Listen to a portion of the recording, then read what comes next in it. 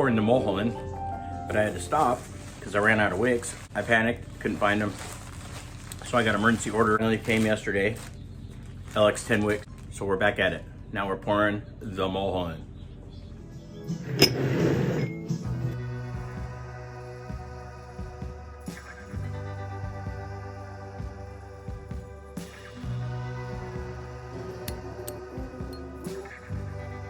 Once I mix these fragrances, they're all very special to me, but something about the Mulholland, because it was one of the canyons we used to take on the way to the beach, and some amazing memories come from it. And one of them was the aromas through the canyon, especially in the super bloom. So I tried to capture it, and I think I did a pretty good job with this particular set in this collection. In a collection that is supposed to elicit familiar places that you've either been or want to go to, or what you imagine they might smell like. The Mulholland really does that.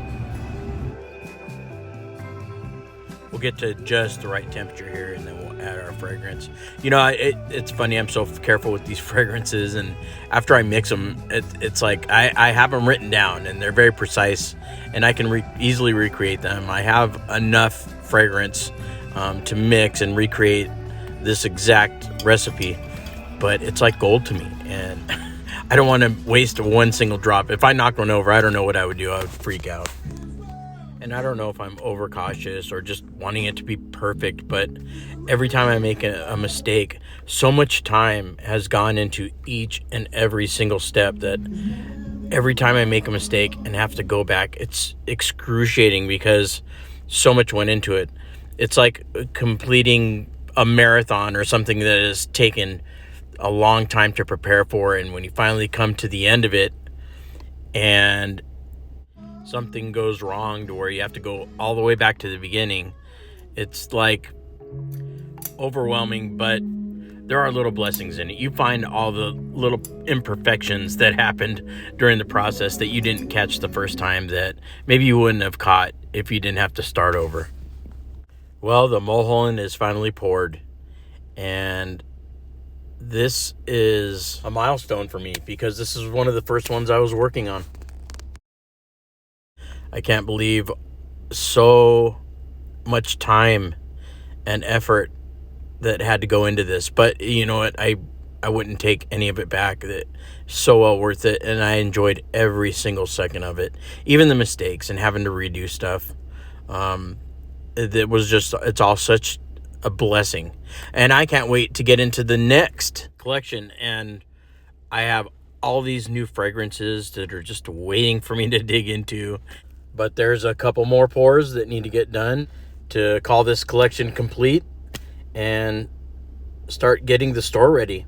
And I have to get some photos done and get them loaded up and get some shipping supplies that are coming in this week, and I'm just very excited. We're gonna pour the Las Brisas and the Brook Street, and we're gonna try and squeeze in the Sedona. And so this is gonna round out the Destinations collection. The Souk Waqif, the Mulholland, the Sedona, the Brook Street, and the Las Brisas. And that'll be 5 fragrances in this collection, and they all smell amazing. And hopefully I dialed in the fragrance that is going to bring these places to you, I should say. So let's get pouring. All right, so we're going to get started pouring. And if you wonder how I come up with things, like I have all these are all used testers. These are all used. The cool thing is I keep them in this little thing because it keeps my workspace smelling really good. So this kind of works as a fragrance wick. But I go through them, and then when I get them dialed in, I go around and I ask everybody what they think, and this is how I come up with my fragrances. If they smell good together, I use them. If they smell good by themselves, I'll use them, but I try to come up with my own. I don't really want to use any fragrance that anyone else is using. I want it to be one-offs, and then I'll put this little tape on and I'll mark them, and that's how I find my fragrances. And these are all my notes, all my fragrances, what categories they go into, blah, blah, blah. My composition book, I keep so many notes in here I know my pages are sporadic. I can't find a page. I just find a blank one and I jot things down. And you know, you go through your notes and you categorize your fragrances. And you know, I try and put my fragrances into collections. And you know, it's a lot of time taking work, and the process is not as simple as people think. You just throw some fragrance in a candle and go. So yeah, let's get pouring. And yes, I'm wearing a Bravo Company t-shirt. I don't just make candles, I also like to build rifles. It's just another hobby of mine. A lot of people, they're like, well, with your job, because I'm part of a nuclear security force, and you know, we wear body armor and carry armament, and that's what I do for a living. And we spend most of our time at work, more time at work than we do at home. And I do a lot of training, and on my own time with my friends, I do a lot of training, and that's just another hobby of mine. This is a true passion of mine.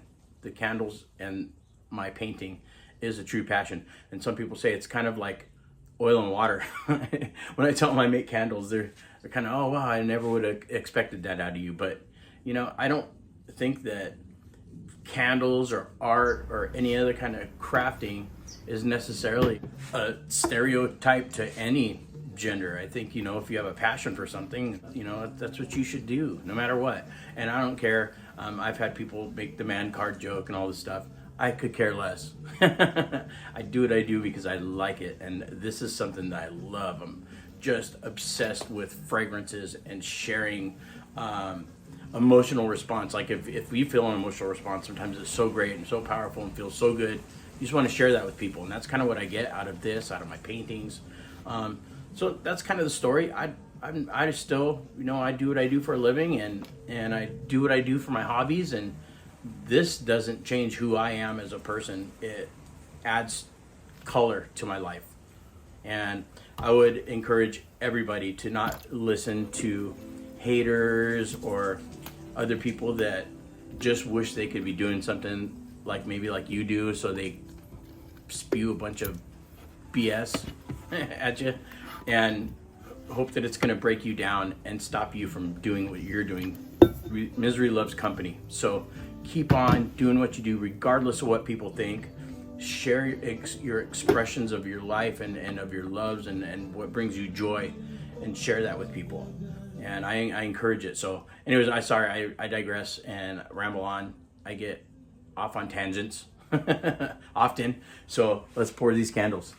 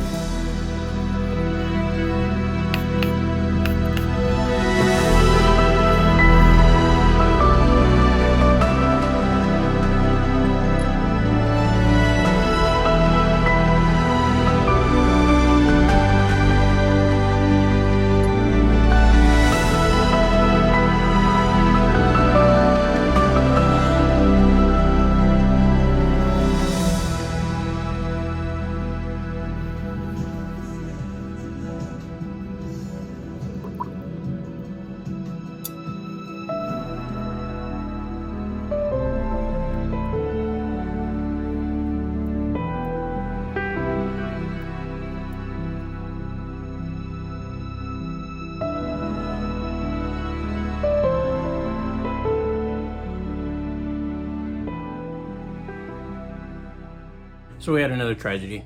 I don't know how, but I messed up on the proportions for the fragrance to wax ratio. So I filled up one of these little beakers right here, and it was about half full, and I'll put it in the photos. I'll put up in the photos so you can see. So as you can see, this is up to about the 50 or 60 milliliter line. It should have been at the 150. And it was the first batch I made. So I made the set, the whole candle set.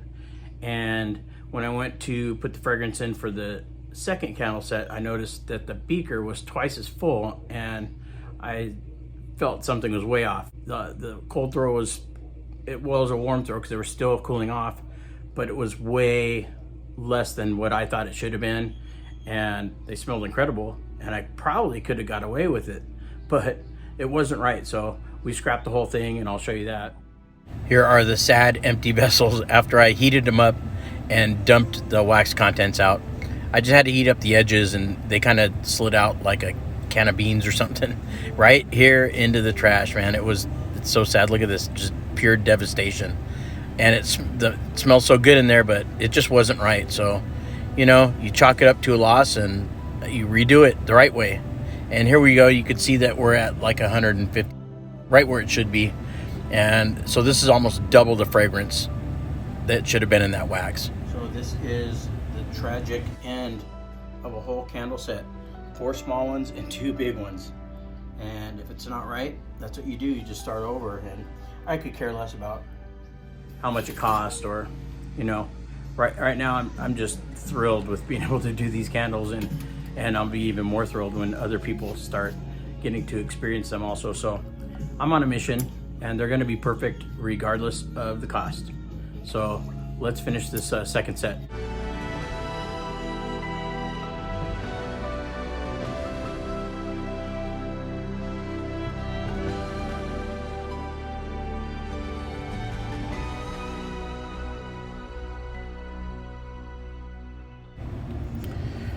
They poured very nice. They smell a lot better. They're a lot more fragrant. And I'm so glad I went back and I redid these, and they're done right. And this collection is 1 fragrance away from being complete, and I can be so proud of it. So go ahead and get these wicks trimmed down. You know, I'm trying to get a formulation dialed in to where I can use wooden wicks on all the candles, because I love the wooden wicks. I love the crackle of them.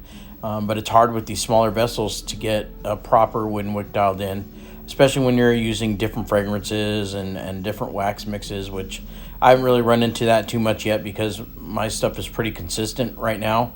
But it's still taking a lot of work for me to get things dialed in to where I can use a wooden wick on these smaller vessels. But it's going to happen. I'm going to go all wooden wicks, I think.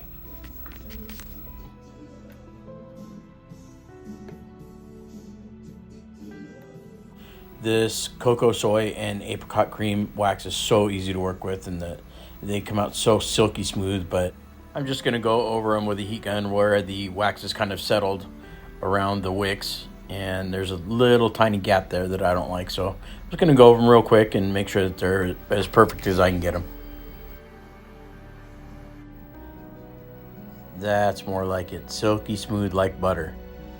Those are perfect. A little bit of cleaning up, and I'll let them cure for a little bit, and then we'll clean up the outsides and get some labels put on them and get this collection done and load it on the website and ready for sale.